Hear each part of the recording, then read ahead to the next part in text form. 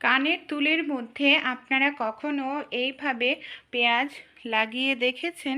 কেন কানের দুলে পেঁয়াজ লাগাবো? আমরা যে এই ধরনের ইমিটেশনের কানেরগুলো পরি, সে যে কোনো ধরনের কানের হোক, দেখা যায় এই ধরনের কানেরগুলো ভারী হয়।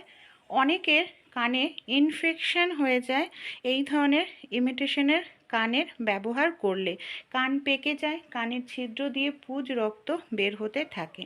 তাই আপনারা যখনই কোনো ড্রেসের সঙ্গে ম্যাচিং করে কোনো ইমিটেশনের কানের পরবেন, কানের গুজিটাকে পেঁয়াজের মধ্যে ঢুকিয়ে 1-2 মিনিট রেখে দিন। কানের গুজিতে যে পেঁয়াজের রস লাগবে, এতে আপনাদের কানের ছিদ্রে ইনফেকশন হবে না, ব্যথাও করবে না, পুজ রক্ত। এখন বর্ষাকালে আর একটিও লঙ্কা পচবে না। আপনারা লঙ্কাকে 3-4 মাস ঘরে স্টোর করে রাখতে পারবেন। আমাদের বাড়িতে এই ধরনের কাঁচের অনেক কিন্তু জার থাকে। অনেক সময় দেখা যায় আমরা এই কাঁচের জারগুলোকে কোনো কাজে ব্যবহার করি না, ফেলে রাখি। এখানে কাঁচের জারের মধ্যে আমি নিয়ে নিলাম নর্মাল জল। এই জলের মধ্যে নিয়ে নিচ্ছি বেশ কিছুটা পরিমাণ লঙ্কা, মানে কাঁচের জারের ভেতরে। আর লঙ্কার অবশ্যই বোটাটা ছাড়িয়ে নেবেন। এখানে প্লাস্টিকের জার ব্যবহার করলে হবে না, কাঁচের জারই কিন্তু নিতে হবে। এর মধ্যে আমি দিয়ে দেব 1-2 চামচের মতো ভিনিগার।